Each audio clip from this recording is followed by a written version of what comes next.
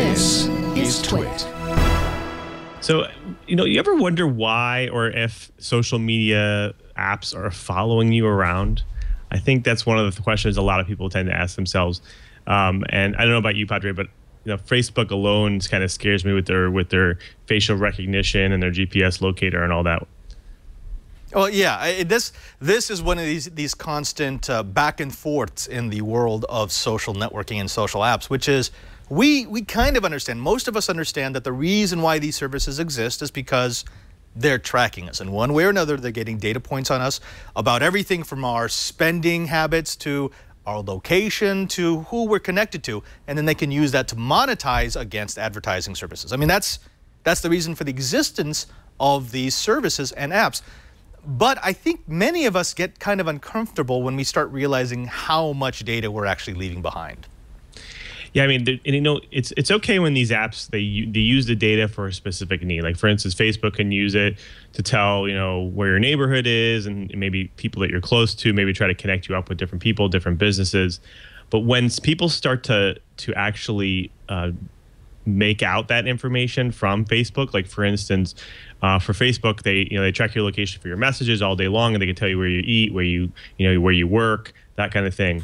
But when you have things like, there's a Google Chrome extension called Marauder's Map, and it can actually pull location data for when you're in a messaging thread between group of people, even people that you don't even know or not friends with on Facebook.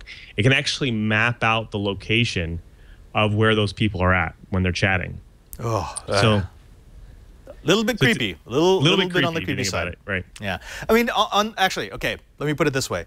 On the programmer side, I'm thinking, oh, that's very cool. That's a very useful bit of information that I can extract from my software. And if I'm a developer, I'm going to be looking at that as a possible avenue of monetization. Can I make money from people disclosing who they're connected to and where those people are? And the answer is yes. But as an app developer, we also have to be concerned with how much privacy and how much personally identifiable information my users are willing to release. What are your thoughts on that? Where's that line drawn between I'm giving you something and you're giving me something, and then I'm just taking advantage of you? Yeah, I think that's where you need to visit. When you're building an app, you really need to decide, what do I need this location information? Like, for instance, am I taking notes, but I want to know where that note is taken from? Like, for instance, maybe I'm taking notes while I'm at work, but then I need to take notes, and maybe it's my grocery list as notes, and maybe the app can let me know when I'm near the grocery to go pick up those items, that kind of thing. Making it useful to the user. And it will also help you make it useful to, whether, who's using your app and where they're at. But then, you have to make that decision, that fine line, whether, am I really collecting it gratuitously or actually am I making it useful for the user? And am I kind of paying back that information to them?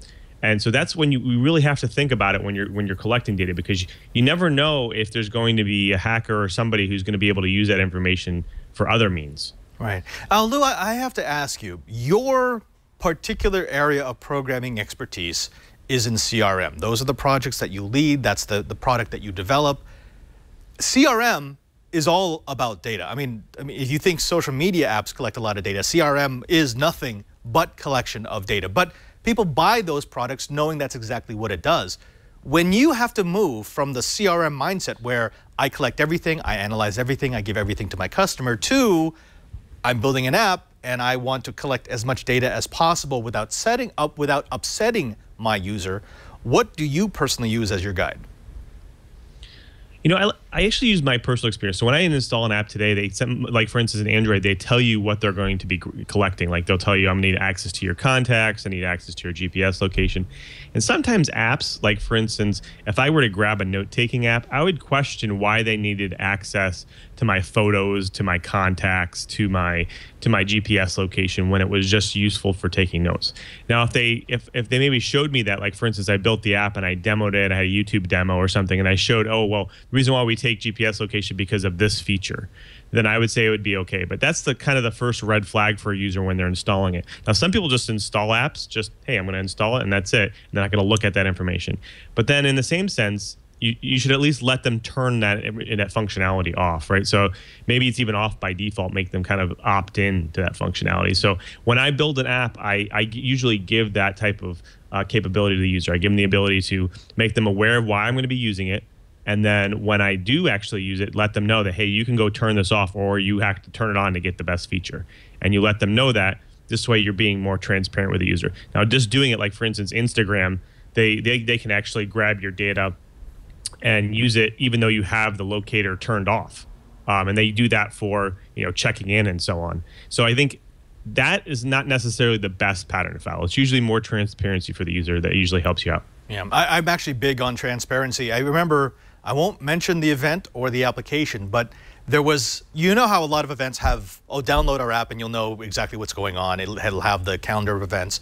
There was one I downloaded, and in the screen for the install, it said it needed access to my GPS, to my microphone, to my camera, to my contacts, to the phone, to the SMS, to like all the different social media services that I had on the phone. And I'm thinking, I can see why you might want that, but I have no justification as to why I should give that to you. If all you do is give me times for events, you need none of that.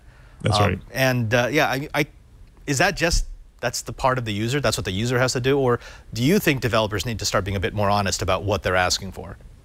Well, I think it's not helpful that the store will have, like, when you download an app, it'll have like a little description and maybe some images of the app, and then that's it. And then you get the comments below. I mean, it'd be nice if like you can actually put a video in there to demo the app for the user. Maybe then you can show them what you're going to be using that functionality for. Because when you go and install it, you immediately get some warning in your face saying you want to install this app. It's going to do all of these things, and you have no idea why it's doing that or why it's looking for that data. So I think it necessarily sometimes the store's fault because it's not enough transparency. It doesn't give you the ability to know why they're doing that. Right. But in the same sense, yes, as a developer, you have to be more cognizant of the user and even the sensitive user, the ones that are going to, say, hey, why do you need this? And if that's the case, then sometimes maybe features are more opt-in. So you say, hey, if you really want this feature, opt yourself in and you'll get that advantage out of it. Remember that, folks, here on Coding 101, just because we teach you how to do it doesn't mean you have to do it.